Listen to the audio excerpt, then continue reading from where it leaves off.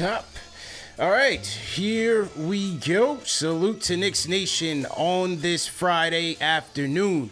A matinee edition of Knicks Fan TV Live presented by Manscaped, CP the Franchise, and my guest today. You know, some of you guys that go back for the Knicks decades know this guy's work. He's been the man behind the lens of iconic posters, iconic trading cards, and just iconic stories and moments in the NBA. He is legendary photographer Nathaniel Butler. And on today's show, we're going to talk Knicks, and we're also going to talk about Nathaniel's book. Excellent book, man. Courtside, 40 years of NBA photography. I was very much looking forward to today's show, so let's get into it. Hit the like button, hit the share button, and subscribe to the channel. Let's get it going, man. Thanks for having me, Case. Absolutely, Nathaniel. It's an honor to have you on. Thank you for this book. I thoroughly enjoyed it. Before we went live, you shouted out the dunk poster right behind me here, and this one is special for me. Number one, because this poster is an original, and secondly, because it just brings back the memories of a kid watching that moment and what it meant for me as a Knicks fan. But thank you for capturing it in still. Thank you. No, if you're a Knicks fan, I'm a Knicks fan. I took the picture, but I had the poster hanging up in my room too. So we're all in the same boat here. Yes, absolutely. And so I definitely want to speak on your book, but on the present day Knicks making a splash all summer. It seems like Leon Rose and company have been at work all summer long. Most recently, the blockbuster trade for Karl Anthony Towns. What did you think about the move when you heard it? You know what? I think it's a huge move. Obviously a Cat fan. I'm sorry to see the other guys go. But as fans know, like, you got to give up good players to get good players. You know, no one is gonna, snowball someone else and get something for nothing.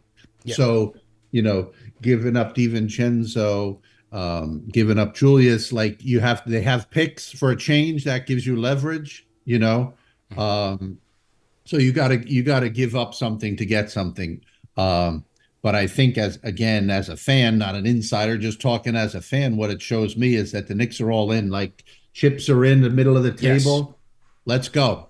And the core of those guys is huge. Mikal Bridges, I think, is still underrated. A lot of people might not know his game.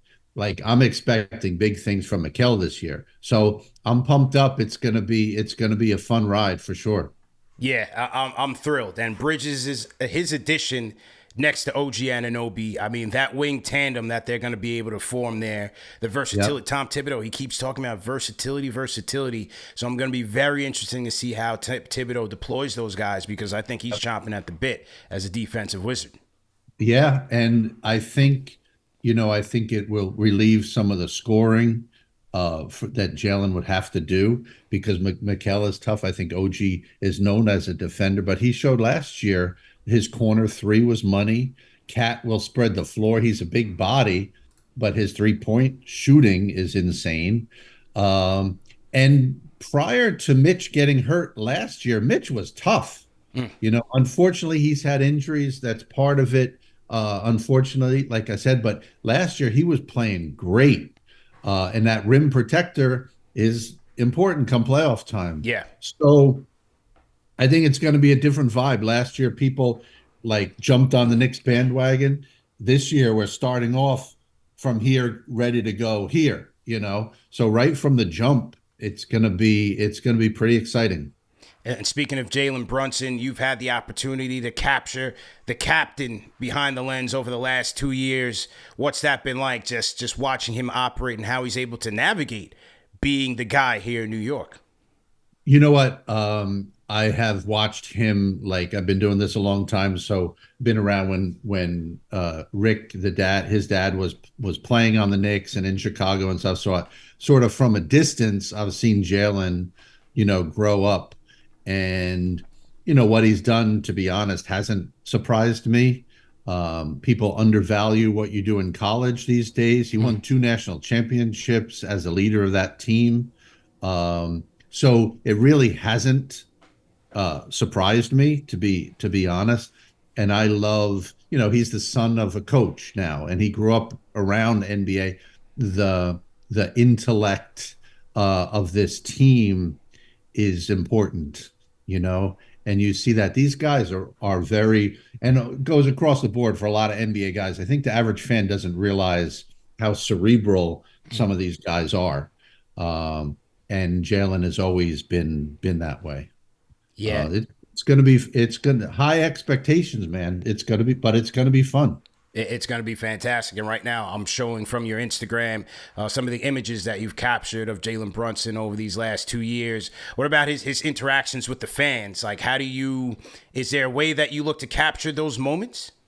You know what? I love there's no place like the Garden, and it goes up another octave or 10 for playoffs. When he, gets an and one and screams or does something, the crowd gets pumped up. Like there's no place like it. And I love those moments. Hopefully he does it where I can capture it, not having his back to me or Yeah. something. But the crowd, there's no place like the Garden. When it's rocking, it's rocking. It's unbelievable, man. And like you said, you've been there for so many of those historic moments. And one of those most recently was the recently departed Dante DiVincenzo when he hits that three against Philadelphia in game 2. Yep. That was one of those moments, man. That Yeah. was one of those moments when the Garden just went ballistic. Yeah, no, it was right up there with plays from over the years. LJ's 4-point play, Yeah. people recognize that, obviously, but Dante was a huge part of their success last year. And I know that people were sorry to see him go, but like I said earlier, you got to give something up to get something. And I Yeah. think it was just they needed a big body. It's as simple as that. But his shooting was on point, and the place went bananas with his threes last year. One of the moments from, I mean, the entire playoffs, the moments that I always appreciate, especially as a fan of 30 plus years. I called it the Legends Lounge with all the former players in that one section and getting their standing ovations. But after that DiVincenzo moment, you had Starks and Hart, which I saw as like past and present.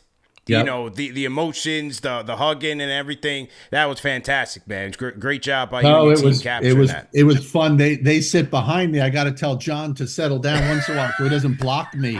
He's up with But the popcorn every play. I love listening to their commentary. And by the way, Josh Hart was insane last year. Yes, he was. No.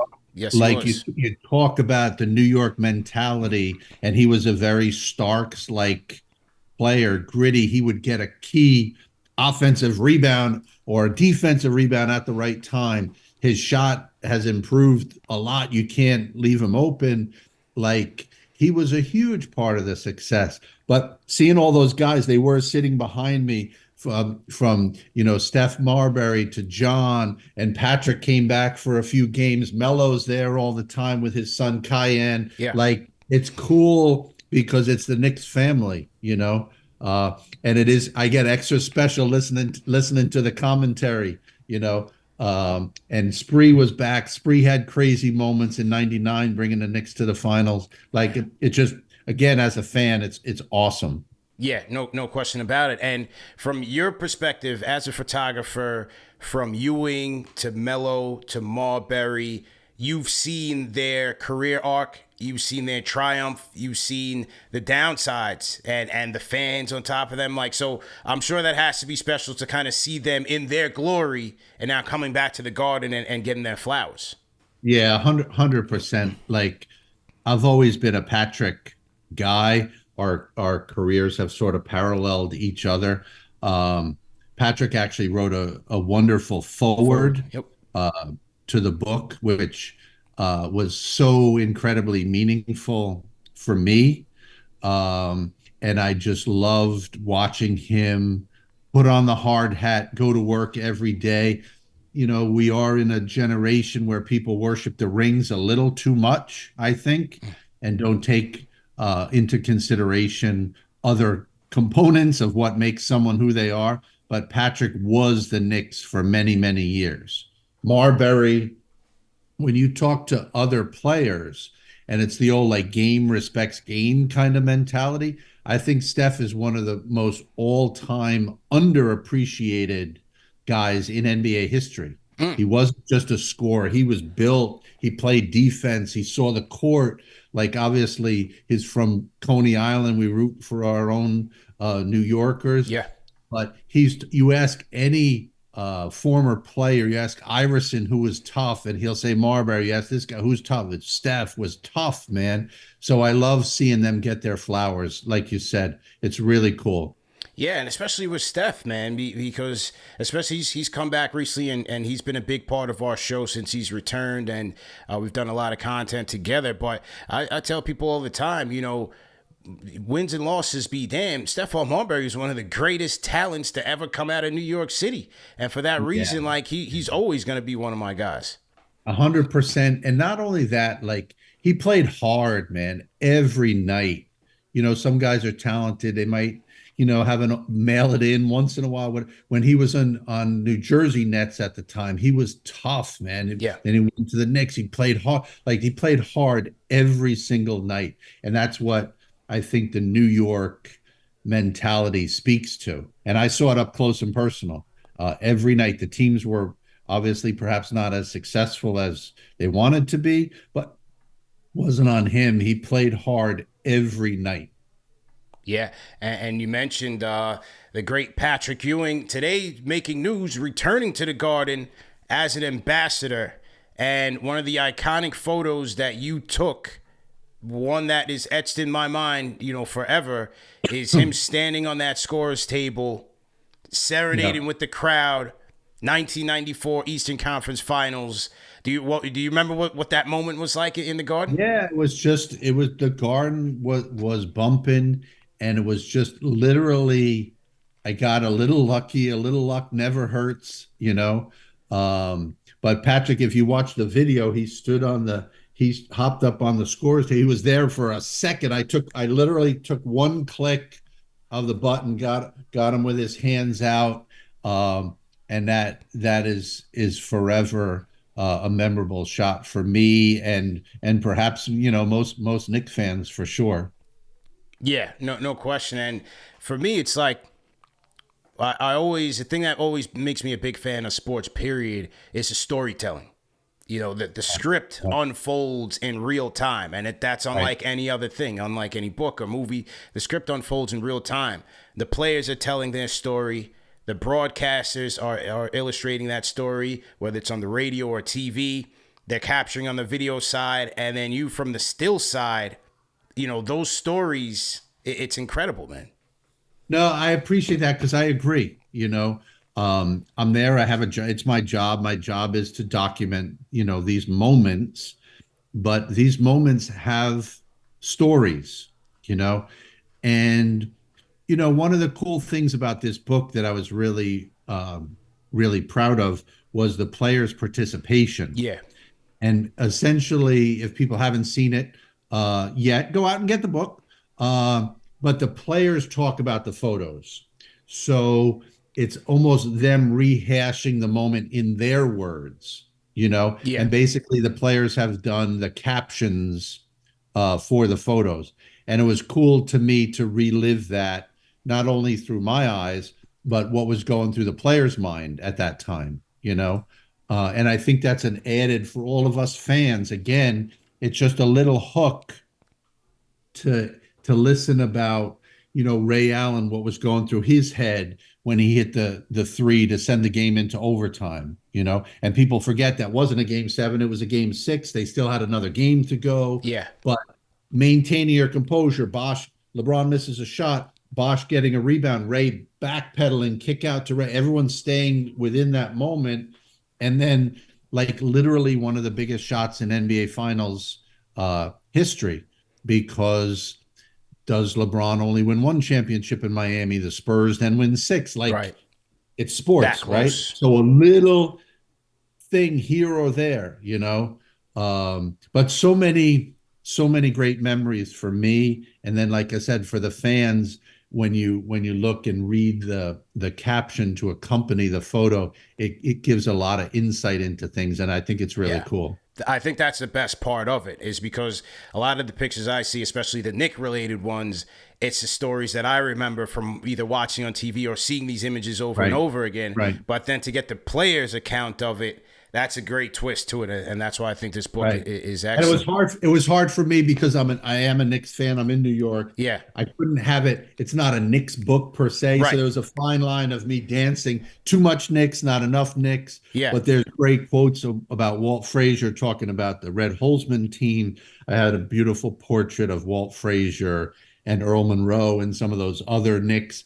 And I think for the younger audience, like it's a little bit of an educational tool as well, Yeah. to learn about some of these other guys that they might not be familiar with, you know. Yeah.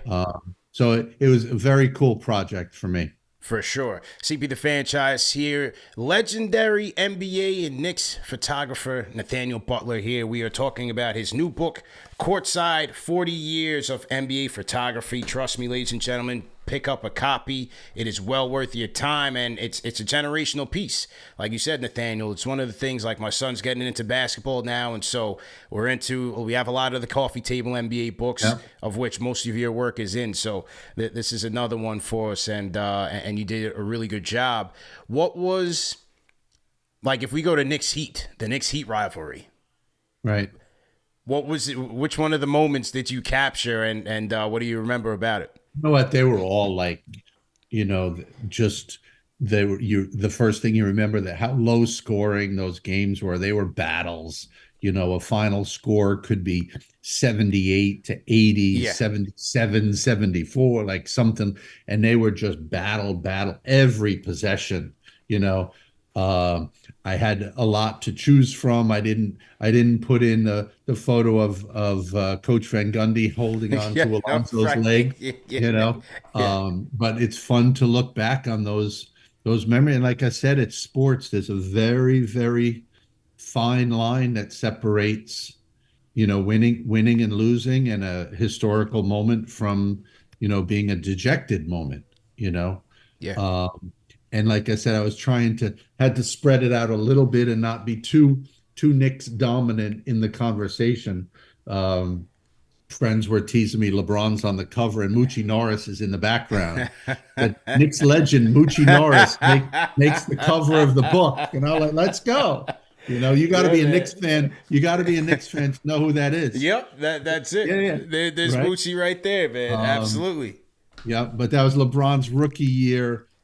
Just a nice photo, and I'm a LeBron fan.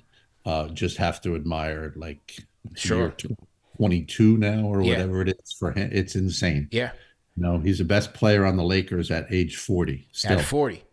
crazy. Yeah. And pretty much had to save Team USA. You were there for that as well. Yeah. No, some of those early games, like he won those games. And that's where it's cool to me, because you are up close, to see how cerebral some of these guys are. LeBron, and people have seen the video clip when he talks at a press conference about he remembers where everyone was standing. Yes. And that's like, he's a basketball savant. And I love that component of things,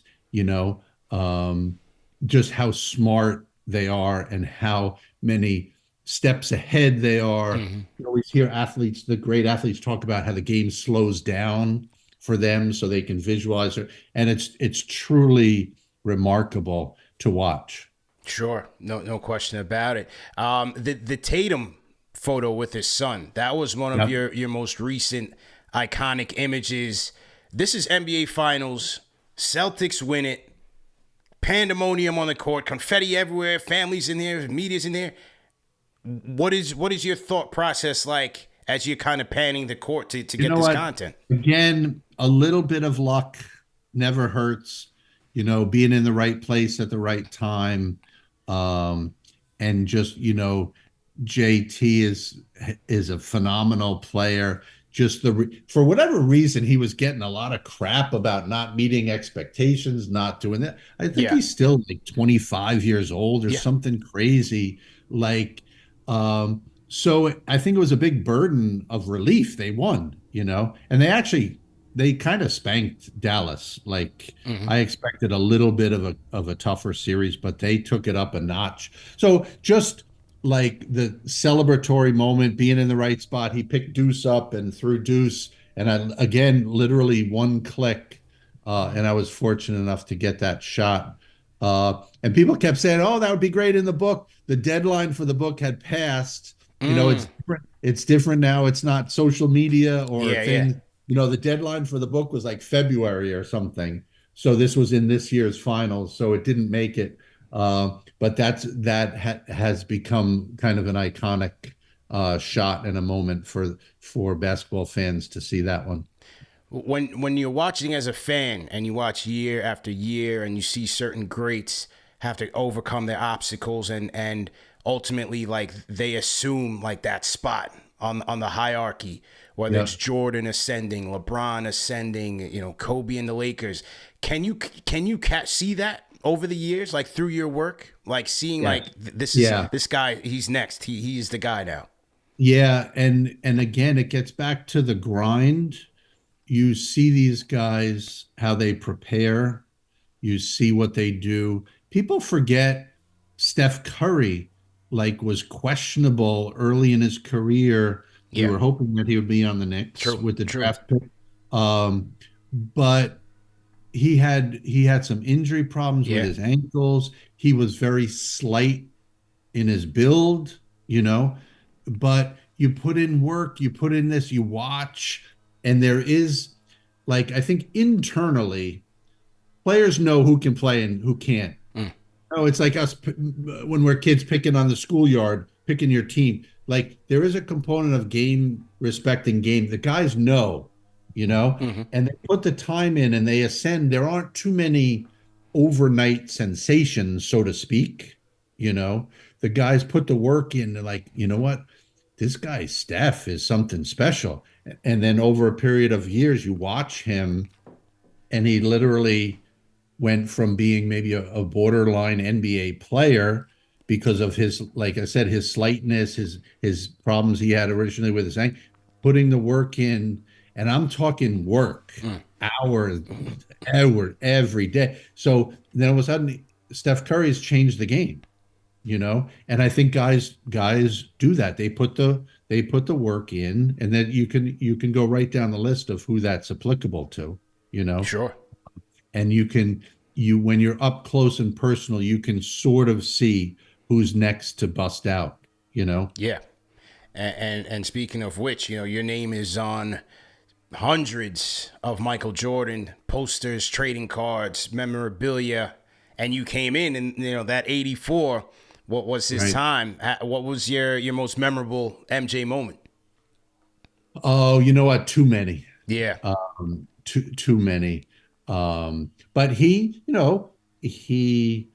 got beat up by the Pistons. Hmm. He didn't come in, obviously he was a crazy scorer right from the get-go, but basketball is a team game. They had to put pieces into place, people around him, and the Pistons beat up on him. The Pistons are a pretty underrated team historically. Hmm. Isaiah Thomas, one of the greatest, toughest players in history, you know.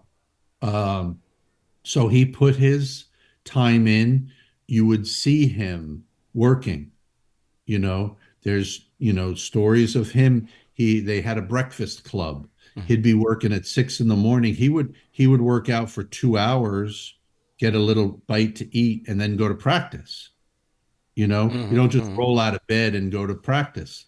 He was one of the first guys that I can recall having a personal trainer. He worked with Tim Grover all those Yeah. years, but they would put in literally 2.5 hours before breakfast, before practice, you know, and the work translates to results, Yeah. and Michael was a different animal with uh, his mental toughness.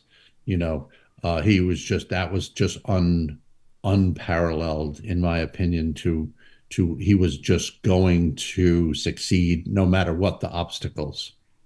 Absolutely cerebral. I would have loved to have seen or read some of Kobe's reactions to some of the iconic photos that you took of him. Right. A lot of people love that one where he won. I believe this was after the Nets series, or was this after the Pacers, where he's in the locker room? In Philly. Philly. Yep. Um, you know what? And you talk about people being like cerebral, and Kobe was no dummy. He copied Michael's footprint, you know. Um, but Kobe was all about details. And I've told this story before, but a crazy story. The first time I met Kobe when he was a rookie, we were doing a shoot, and he came up to me and gave me a big hug. Oh, you're Nathaniel Butler. It's an honor to meet you. And I'm like, wait, what? But Kobe, we know the story. He grew up in Italy. His dad was playing in Italy. He had Jordan posters in his bedroom, like a lot of kids did. We all did. But he would he said he would lie in bed looking at the posters. And on the posters in those days, it had the photographer's name on it. So he knew my name from the poster. And I was like, dude, like the only people that look at the name, it's like me and my mom are happy to have my name on the Jordan poster. No one looks at that. But that speaks to how he was all about the details, you know? And it was hard getting pictures of him in the book because I still get emotional about it. I'm not doing this, I'm not interested in getting clicks or, I didn't want to put him and the kids in or him and like it was very difficult choosing photos. But it was great. There's probably, I don't even know, 6 or 8 pages of Kobe, obviously. But the other players commenting on what Kobe meant to them. Like there's a whole generation. I'm older. We talk about MJ, right? But the Kyries of the world and people of that generation, Kyrie's probably 30, 31 now or something. They grew up watching Kobe, and Kobe Yeah. was their guy. So they gave a lot of really great quotes talking about, what Kobe meant to them, both on and off the court, because his influence off the court was amazing, and he mentored a lot of these younger guys, and that's really special to me. Yeah, no question, and well said. NBA 75, that was another moment where, as a fan, you're like, man, I would have loved to have been in those conversations. Right. You're there, you captured those guys, but you also captured those guys over their career arcs, their classic moments. So what was that like? That Right. experience like for you to No, be there? I get goosebumps thinking about those moments. Like I'm a fan, right? Talking to Jerry West. I grew up in New York, and I tell people I was a Jerry West fan. I wanted to play like Jerry West and be cool like Walt Frazier. I was 0 for 2 on both of them. Uh, but Jerry West talking to Kareem, and you're just in a room surrounded by this greatness, and that's where also the historical component comes in, because in the book, I was fortunate enough to do a portrait of the NBA at 50 players. And then literally 25 years later, we did a portrait of NBA at 75. And during that 25-year span, we lost some of our historic icons of NBA basketball. So that puts things into context a little bit, Yeah. about this being like a historical retrospective of NBA history. Um, but the guys like Reggie Miller was like looking around the room, and he's like pumped up looking at the greatness in the room. And that's cool to me. A little nerve-wracking. You can't screw up that photo. Uh, so that was like a little, but just being around the greatness and the history, all of the NBA history in that one room, like, well, you can't ever duplicate that. Yeah, and I heard a soundbite on Carmelo's 7 p.m. in the Brooklyn podcast with D Wade, and they said when Jordan walked in the room, it was quiet. Everyone, Right. stepped back, gave him his respect, and it's Yeah. kind of like the king taking his court. No, that's what it is, and he has that aura about him, the way he carries himself, and then it's a step back, and then 2 seconds later, the shit talking begins. He asked Magic, I think, if he had sneakers with him, he'd kick his ass right now, and they go at it. And I'm just as a fan, you're in their presence, just loving every second of that, and the guys do too. When you're in the moment, everybody's working, the players are work. When they're now retired, to your point, Melo, D Wade are able to look back and reflect on some of these things once you're out of the game, so to speak, and then I think you appreciate things a little more, Yeah, and they have a place in the history of the league, both those guys. sure. And that is cool, Yeah, and it keeps things fresh. Melo was tough, man. Again, at the Knicks, he didn't have a lot of help around. He was tough. Like he's one of the best scorers in NBA history. yeah. Like, And like his contemporaries will say, he's one of the hardest to guard. I think Kobe Yep. said, LeBron, But he's Paul so big. Pierce. People don't realize, the average fan, I think, don't realize how big, but his footwork, impeccable. He'd lean his shoulder into you, get his jumper of his sweetest, smoothest jumper ever, So all those little details, Yeah. And Melo, I was privileged to watch him every night at the Garden. Rafael Paulino in the YouTube chat is asking, how did you get your start to shoot photos for the NBA? Great question. I played basketball, and I played in high school. I went to St. John's, and then all of a sudden you can't hang. Like, you talk about game knowing game. I'm like, holy shit, these guys are playing a different game from me. It was at the time Mark Jackson, Chris Mullin, Walter Berry. Like, St. John's was Peak good. St. John's, yeah. And there's no way in the world I could ever be on the same court as those guys. And I started just taking pictures. And I worked for the school newspaper, and then went from that to apprenticing at Sports Illustrated, which was an unbelievable experience, learning from the masters, literally the masters of not just sports photography, but photography.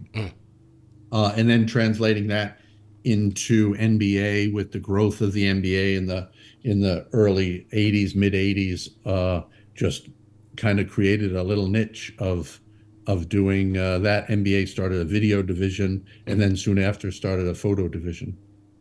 So, like a day in the life of a Knick game, are you approaching each game the same? Are you capturing images based on storylines and things of that nature? Great, Like, what's your approach? great question. Every game is a little different, I do my homework, not a scouting report, but typically, you got to know if someone is injured. You got to know who the opponent is, and it's a lot of preparation. What people don't realize is the time commitment that we do, unlike a newspaper photographer or some of the other media.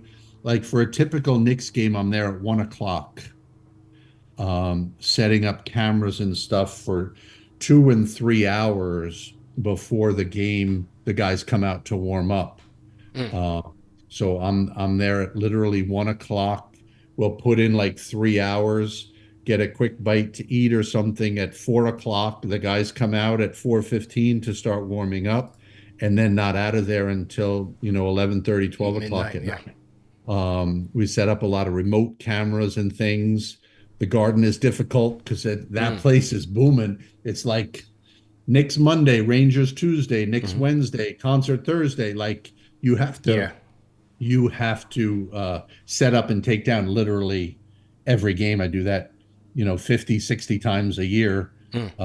So that it's a lot of work, a lot of long days, a lot of preparation. What goes into your assignment? Because as I look through this book, I'm like, you've been everywhere. and in the Garden for the classic moments. How you Right. seem to be in two places at once. What's the scheduling like? You know what? We go over it. Um, you know, we're not traveling as much as we used to be quite honest. There's a game today in Abu Dhabi. I was just in Abu Dhabi in August with the Olympic team. But some of the other guys went, each team has like an NBA rep photographer. So we're delegating a little bit more to some of these guys. If there's a big moment, like I specifically wanted to be at LeBron's record-breaking moment, you know. And there's a crazy story. I wanted to be at Kobe's last game because typically you don't know when someone's last game is. If they're in the playoffs and they lose, whatever, they were not in the playoffs, so we knew that was going to be Kobe's last game. But NBA did not send me to Kobe's last game. They have a bunch of people in LA. I was a little miffed, and I was, I really want to be there. But then I got to watch the game with my son. It's the greatest thing ever because typically I'm at these games. You're a father, and I'm working. I can't enjoy that with my kids.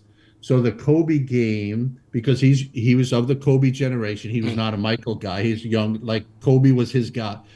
And we were sitting on the couch, hooting and hollering, high-fiving, just like everyone in the world, watching him get his, like, what did he get? He's 60 or whatever on his last game. Was absolutely crazy. And as a parent, as a basketball fan, I wouldn't trade that for the world, having had that experience watching that with my son. You know, we still talk about it. And that was awesome. So there's a balance. True. I work, life, family, just like everybody else, there's a balance, and you have to make the best of everything. A lot of travel, a lot of holidays, a lot of nights, but you just have to balance it. 40 years of greatness. There can't possibly be one favorite moment you ever captured. No, people will, oh, what's your favorite pick? Like I have a cheesy line, but my favorite is yet to come. You know, keep driving. The favorite shot in the last, couple months was what you said, JT and Deuce. You know, the Patrick one was my favorite for a bit, but then I get greedy. I want something else. Yeah. You know, and then Jalen Brunson with the trophy going down Broadway. How about that? That would be fantastic. Right. Little Canyon of Heroes. Let's action. do that. Right? Yeah. So there's always a next one. Sure. And what are you most proud of over the 40 years? You know what? I think in looking back on it, it's the compilation of all of it. You know, I sort of pride myself on the moments.